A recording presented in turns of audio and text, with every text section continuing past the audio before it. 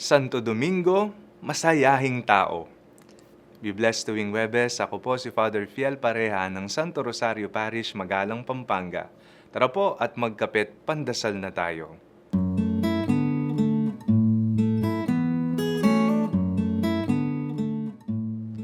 May kilala ka bang taong palagi na lang seryoso sa buhay?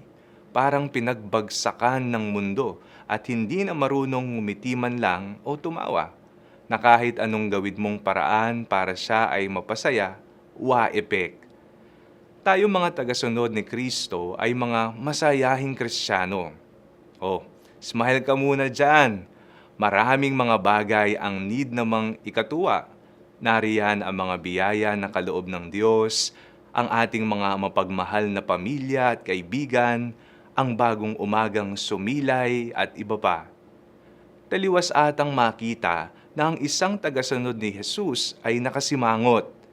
Ang iyong simpleng pagngiti ay isang magandang balita na sa gitna ng mga pagsubok sa buhay, tayo pa rin ay lumalaban sapagkat kasama natin ng Diyos.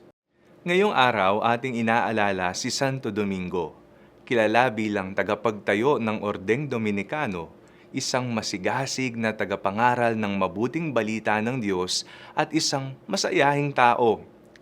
Ayon sa tradisyon na naipasa mula sa mga nakakakilala sa kanya, si Santo Domingo ay isang masayahing praile.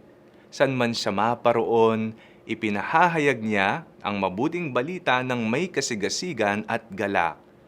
Maraming natuwa sa uri ng kanyang pagpapahayag, isang bagong hangin na nagbibigay pag-asa sa lahat.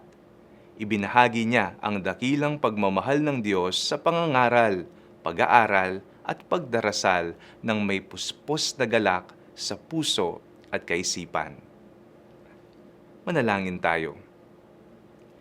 Maipahayag nawa namin ng buong galak ang iyong salita sa lahat, mapag-aralan, maisabuhay at maipangaral. Amen.